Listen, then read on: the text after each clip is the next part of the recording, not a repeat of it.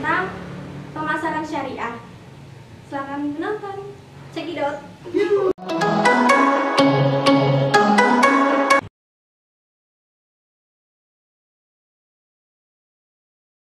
Tentang pemasaran syariah. Oh, pemasaran syariah. Ini loh, aku pernah sempat baca. Jadi antara pasar syariah dan pemasaran syariah itu perbedaannya apa ya? Kalau menurut aku, kalau pasar syariah itu tempat berinteraksinya.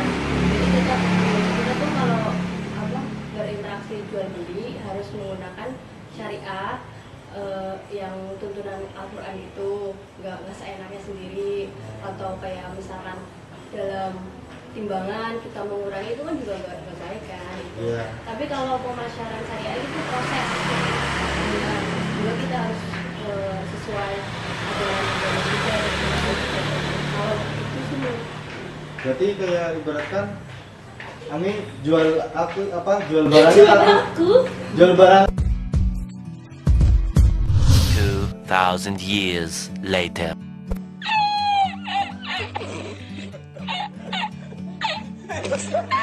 Ya, setiap apa yang kita jual dan apa yang kita beli pasti ada hitungan kalau nggak sesuai dia tanggung jawab nantinya juga. Tapi aku masih bingung sama prinsip-prinsip tentang syariah. Ada yang tahu nggak?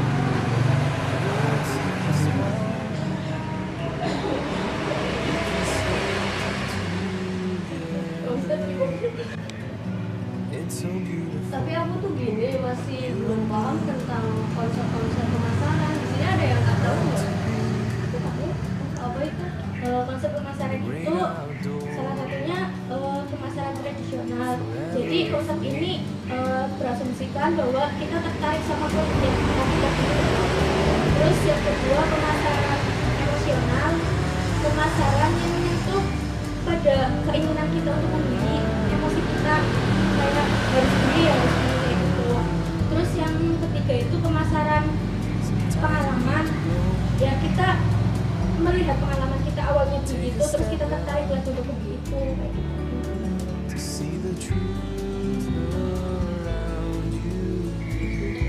Berarti kalau misalkan emosionalnya kita nggak pengennya berarti nggak pengen juga.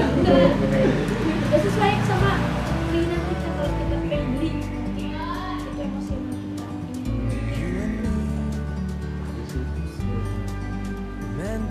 Tapi aku cuma tahu konsepnya doang.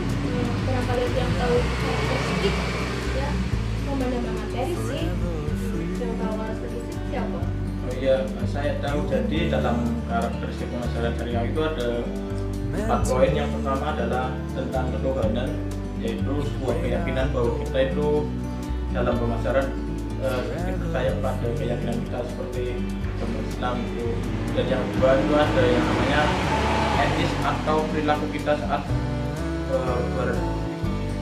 berjualan atau memasarkan itu, tentang yang jujur atau bagaimana. Dan yang selanjutnya adalah realistis atau suatu keyakinan yang kita percaya mau dalam membeli barang atau dan yang selanjutnya adalah humanistis atau kita saling menghormati kepada sesama yang kita beli atau kita memasarkan, itu kita saling menghormati, jangan kita seperti mencurangi atau apa gitu.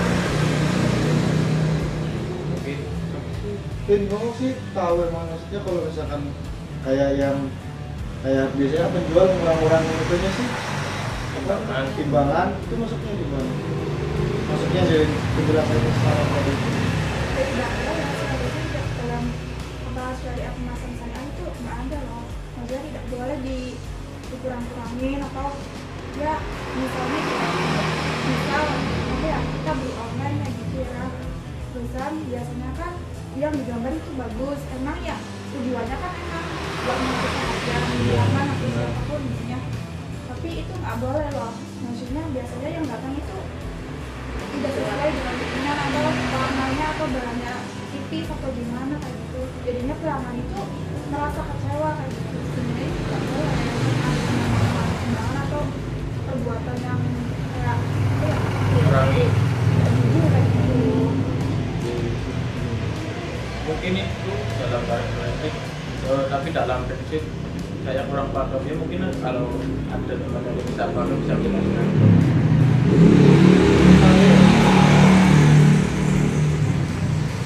Pemasaran itu ada beberapa prinsip yang harus diterapkan dalam pemasaran tersebut. Yang pertama itu cintai pelanggan. Jadi itu kayak kita harus mencintai pelanggan. Kalau pelanggan ngerespon kita dengan keluhan-keluhan, ya terimalah keluhan itu.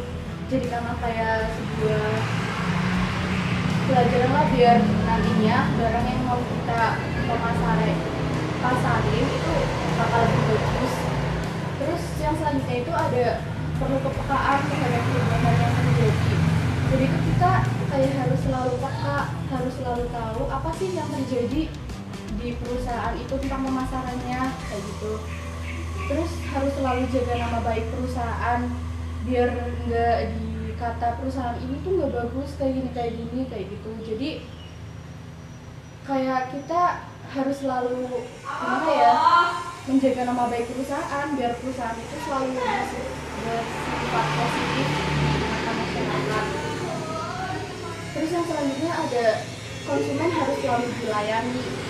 Kita harus tahu apa sih keperluan konsumen mana yang perlu benar-benar kita layani dahulu biar konsumennya nggak kecewa.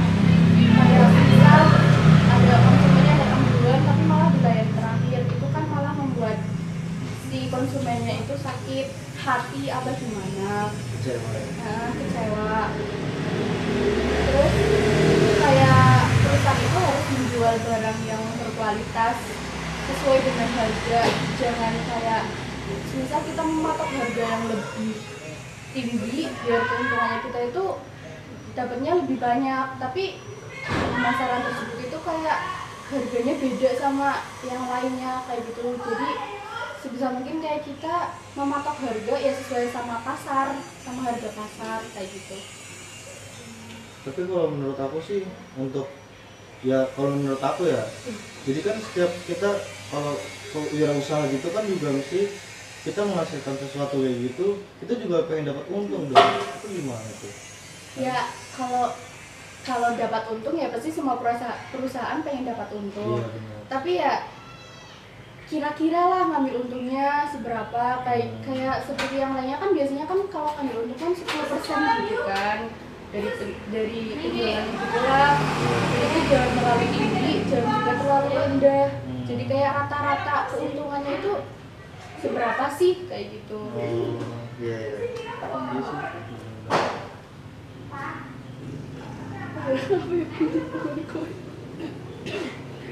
Tapi di sini aku masih bingung tentang mengenai perilaku pelanggan. Di sini ada yang tahu nggak mengenai perilaku pelanggan? Ya saya sedikit tahu tentang mengenai perilaku pelanggan.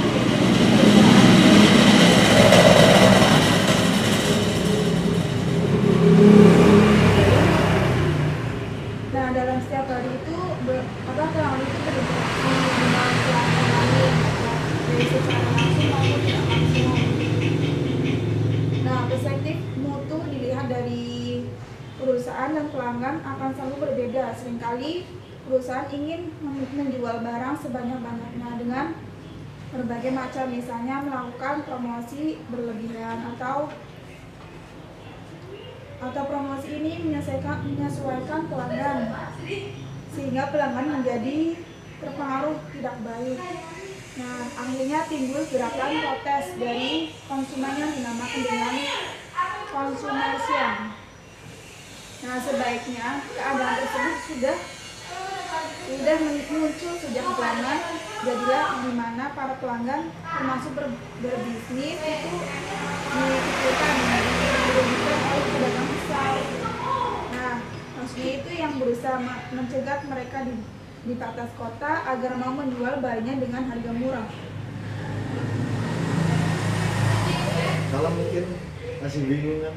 Ya tenang, tadi di bagian tentang menjual barang dengan harga murah itu tentang apa ya, selama kita mengeluarkan harga banyak, kalau kita dalam memasarkan itu biasanya mendapatkan laba yang sedikit atau kurang. apa?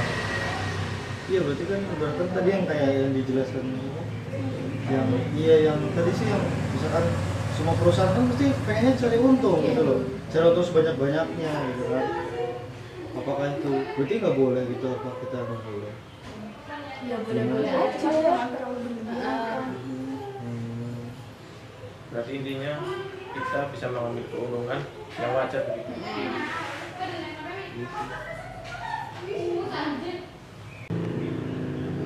Nah, aku mau nanya, apa sih itu? Apa sih customer is the king?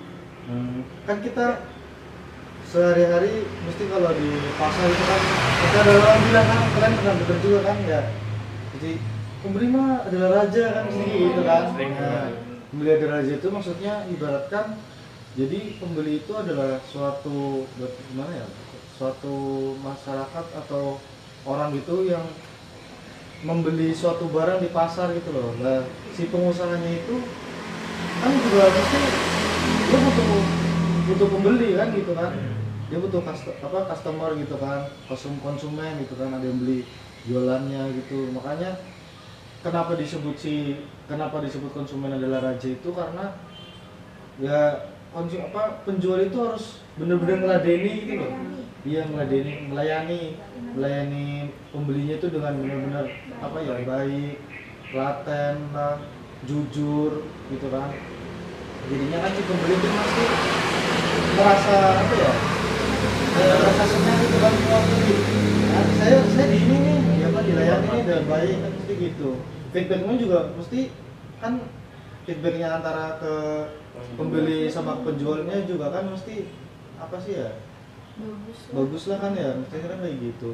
Jadi kayak sebenarnya sih ya intinya sebenarnya sih itu gitu. Misalnya kan kalau misalnya mau dirinci lagi sih ya kurang paham sih kayaknya. Tapi sebenarnya intinya itu sih gitu, doang. Udah. Terima kasih buat teman-teman yang udah nonton vlog kami. Sekian dari saya. Apabila ada kritik dan saran buat vlog kita, tolong di subscribe sama di komen. Oke. Sekian dari saya. Assalamualaikum warahmatullahi wabarakatuh.